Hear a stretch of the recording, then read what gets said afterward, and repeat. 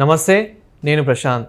BRS party నుండి కవిత గారు నిజంగానే కాంగ్రెస్ పార్టీలో చేరబోతున్నారా, లేదంటే ఇదంతా కల్వకుంట్ల ఫ్యామిలీ ఆడుతున్న డ్రామానా అనే విషయాలు అయితే తెలుసుకుందాం. దీని గురించి అయితే మాట్లాడేందుకు ప్రస్తుతం మనతో పాటు సీనియర్ జర్నలిస్ట్ దుర్గా కుమార్ గారు ఉన్నారు. నమస్తే అండి. నమస్తే ప్రశాంత్, మన వుల్ఫ్ వీక్షకులకు కూడా.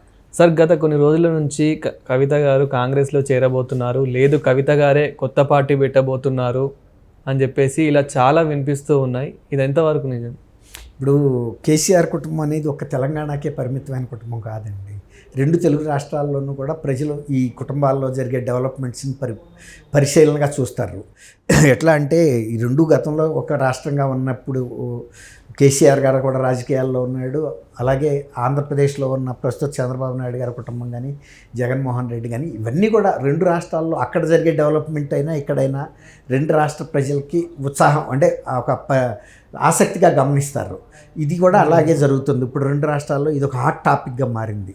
ఎవరు కూడా ఇతిమిద్దంగా చెప్పలేకపోతున్నారు. కేసీఆర్ కూడా ఇంతవరకు తను నోరు విప్పి చెప్పలేదు. అసలు ఆమె రాసిన లెటర్ అయితే ఆమె రాసింది అనేది స్పష్టమైంది. అది ఎందుకు లీక్ అయింది, ఎవరు లీక్ చేశారు, ఉద్దేశపూర్వకంగా చేశారా, ఎవరన్నా శాబటేజ్ ఈ కుటుంబంలో అంతర్గత కలహాలు సృష్టించడానికి చేశారా, లేకపోతే ఒక వ్యూహాత్మకంగానే చేశారా ఆ కుటుంబమే అనే అంశాల మీద ఎవరికి స్పష్టత దొరకటం లేదు. ఎవరు ఊహాగానాలు వాళ్ళు చేస్తున్నారు. అయితే కొన్ని విషయాలు మాత్రం వాస్తవాలు అయితే ఆ కుటుంబంలో జరిగినాయి, బయటకు వస్తున్నాయి. గతంలో లాగా కేసీఆర్ దగ్గర కవిత గారికి యాక్సెస్ దొరకటం లేదనేది, ఎప్పుడైతే ఆమె ఢిల్లీ మద్యం కుంభకోణంలో ఇన్వాల్వ్ అయిందో, అరెస్ట్ అయిందో, పార్టీకి ఒక అప్రదిష్ట వచ్చింది. అలాగే కేసీఆర్ కుటుంబం యొక్క నిజాయితీ పట్ల కూడా అనుమానాలు వచ్చినాయి. అందువల్ల ఆ అమ్మాయిని దూరంగా పెడుతున్నారనేది తెలుస్తుంది. తర్వాత ఆమె కూడా కొంత మానసిక వేదనకు గురైంది. బీజేపీ పార్టీ తనని వ్యక్తిగతంగా కక్షపూరితంగా అరెస్ట్ చేసింది. తిహార్ లాంటి ఒక భయంకరమైన జైల్లో కూడా పెట్టడం ద్వారా ఒక అప్రదిష్ట పాలు చేసింది. ఆ టైంలో నాకు కుటుంబం నుంచి కానీ బీఆర్ఎస్ పార్టీ నుంచి కానీ అనుకున్న అంత మద్దతు దొరకలేదనేది ఆమె వైపు నుంచి ఆమె పడుతున్న వ్యధ. కానీ ఆ కేసులో ఇన్వాల్వ్ అయినప్పుడు బీఆర్ఎస్ పార్టీ దాన్ని ఓన్ చేసుకోవటం కానీ, ఆమెకి సహకారం బహిరంగంగా అందించడం కానీ, ఆమె కేసు పట్ల ఉత్సాహంగా మద్దతు ఇవ్వటం కానీ చేస్తే పార్టీకి నష్టం జరుగుతుందనే ఉద్దేశంతో వాళ్ళు వ్యూహాత్మకంగా కొంత మౌనం పాటించిన మాట వాస్తవం.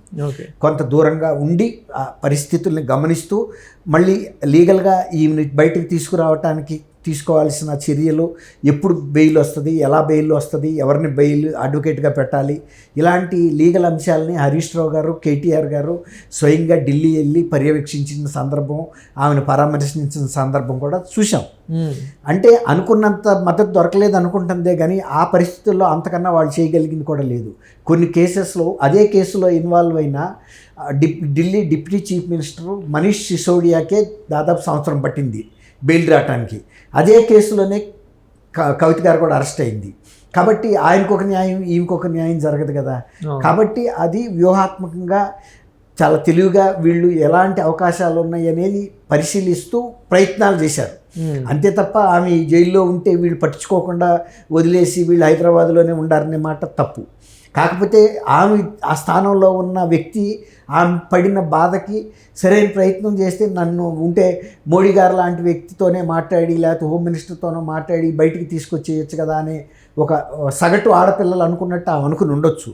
కానీ రాజకీయాల్లో అలాంటి పరిస్థితి ఉండదు. ఎంత మోడీ గారైనా, తర్వాత అమిత్ షా గారైనా, చంద్రబాబు నాయుడు గారి విషయంలో కూడా ఆయన్ని అకారణంగా అరెస్ట్ చేసినా కూడా, లోకేష్ గారు ఆ టైంలో వెళ్ళినప్పుడు కూడా వాళ్ళు ఇంటర్వ్యూ కూడా ఇవ్వలేదు. తన సొంత ప్రయత్నాలు తను చేసుకున్నాడు, ఎవరిని కలవాలో ఎట్లా కలవాలో అనేదే తప్ప ఇప్పుడు ఈ అవకాశం అంటే అవసరం లేనప్పుడు అంత ప్రాధాన్యత ఎవరికి ఇవ్వరు. అంతకుముందు కేసీఆర్ ముఖ్యమంత్రిగా ఉన్న టైంలో వేరు, ఈవెన్ అరెస్ట్ చేసే నాటికి కేసీఆర్ ముఖ్యమంత్రి పదవిలో లేడు, ఓడిపోయాడు ఇక్కడ. అంటే కవిత గారు బీఆర్ఎస్ పార్టీలో మంత్రి పదవి ఎక్స్పెక్ట్ చేస్తున్నారు, కానీ అది కేటీఆర్ గారికి ఇస్తున్నారని చెప్పేసి కవిత గారు ఇది కావాలని ఇదంతా చేస్తున్నారని చెప్పేసి కూడా ఇలా వినిపిస్తూ ఉంది. సో ఇది ఎంతవరకు నిజమంటారు? ఎక్కడ మంత్రి పదవి? ఇప్పుడు కేసీఆర్ గారి పదవి కవిత గారికి కావాలని చెప్పేసి కవిత గారు అడుగుతున్నట్లు బయట చాలా ఆరోపణలు వినిపిస్తూ ఉన్నాయి. పార్టీలో పదవి కోసం అంటారు. అవును. ఇప్పుడు అది వీళ్ళిద్దరి మధ్యలో కూడా గ్యాప్ ఉన్నమాట వాస్తవం చెప్తున్నారు, అది కూడా చాలామంది చెప్తున్నారు. ఎందుకంటే ఇద్దరు ఒకేసారి ఇద్దరు ఇంచుమించుగా సమవయస్కులు, ఇద్దరు కూడా ఇంతో అంతో తండ్రికి కుడి ఎడం భుజాల్లాగా ఉద్యమ సమయంలో పనిచేశారు. ఎవరికి ప్రాధాన్యత ఇస్తారు అంటే కేసీఆర్ గారు అయితే ఇద్దరికి సమానంగా ఇవ్వాలనుకుంటాడు. కానీ ఇద్దరికి సమానంగా ఇవ్వటం వలన ఏమవుద్దంటే ఒకే పార్టీలో ఇద్దరికి పెద్ద పదవులు అనే మాట కూడా వస్తుంది. అక్కడికి ఆమె కిందసారి డైరెక్ట్గా నిజామాబాద్ నుంచి ఎంపీగా గెలిచింది కాబట్టి ఓకే, తర్వాత ఓడిపోయిన తర్వాత కూడా ఎమ్మెల్సీ పదవి కూడా ఇచ్చాడు. దాని మూలాన కూడా చాలా విమర్శలు వచ్చినాయి, చాలామంది ఓడిపోయిన వాళ్ళందరికీ ఇవ్వలేదు కదా అని. ఇప్పుడు ఒకేసారి మీరు అన్నట్టు కేటీఆర్ కవిత కనుక పార్టీలో సమానమైన హోదాలో ఉండారనుకోండి, రెండు పవర్ సెంటర్స్గా అవుతాయి, ఎక్కడైనా పార్టీలో జరుగుతాయి. అందువల్ల కేటీఆర్ మొదటి నుంచి కూడా కవితకి ఈక్వల్ ప్రాధాన్యత ఇవ్వటం పట్ల సుముఖంగా లేడు. అట్లానే కేసీఆర్ గారు ఆ భావంలో ఉన్నాడా అంటే లేడనే చెప్తున్నారు.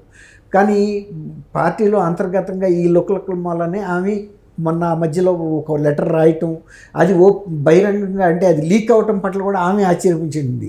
నేను మా తండ్రికి రాస్తే నా తండ్రి పక్కన ఉన్న దెయ్యాలు ఇది లీక్ చేసినవి తప్ప నా తండ్రి దేవుడేనని అంటుంది.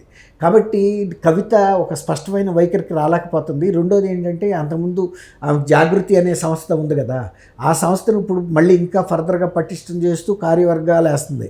అంటే ప్యారలల్గా బీఆర్ఎస్కి పార్టీకి పోటీగా అని. ఇంకోటి ఏంటంటే ఆమె కాంగ్రెస్లో చేరటానికి కూడా జాతీయ స్థాయి నాయకులతోనే సంప్రదింపులు కూడా జరిపిందనేది కూడా బయటకు వస్తుంది. అయితే వాళ్ళు ఇక్కడ లోకల్ పార్టీ నాయకుల అనుమతి లేకుండా వాళ్ళ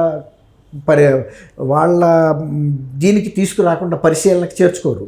ఆ సందర్భంలోనే ఉత్తమ్ కుమార్ని రేవంత్ రెడ్డి ఢిల్లీ వెళ్ళినప్పుడు ఇలా కవిత నుంచి ప్రతిపాదన వచ్చింది, చేర్చుకుంటే ఎలా ఉంటుందని అడిగితే వద్దు, చేర్చుకోవద్దు, బీఆర్ఎస్ పార్టీ వాళ్ళు మన పార్టీని నిందిస్తారు, కుటుంబంలో అంతర్గత కలహాలను సృష్టించడం కోసమే మనం ఆ పార్టీ నుంచి అమ్మాయిని చేర్చుకుంటామని అంటారు, మనం బదనాం అవుతాము, కాబట్టి ఆ అమ్మాయిని ఇప్పుడు చేర్చుకోకపోవటమే మంచిది, ఆమె జాతం వలన పార్టీ బలపడేది కూడా ఉండదు, ఆల్రెడీ ఆమె ఒక మద్యం కుంభకోణంలో ఉండటం వలన వ్యక్తిగత ప్రతిష్ట కూడా దెబ్బతింది, బీఆర్ఎస్ కూడా దెబ్బతినబట్టే కదా ఓడిపోయింది, మనం ఆ పార్టీని ఓడించి ఆ పార్టీలో ప్రముఖమైన కుటుంబంగా ఉన్న కేసీఆర్ కుటుంబం నుంచి కవితని మనం తీసుకోవటం పార్టీకి శ్రేయస్ కాదు, ప్రజలకు కూడా ఒక తప్పుడు సంకేతాలు వెళ్తాయి అని వీళ్ళు స్పష్టంగా చెప్పినట్టు తెలిసింది. దాంతో వాళ్ళు కూడా మౌనంగా ఆమెకి కన్వే చేశారని తెలిసింది.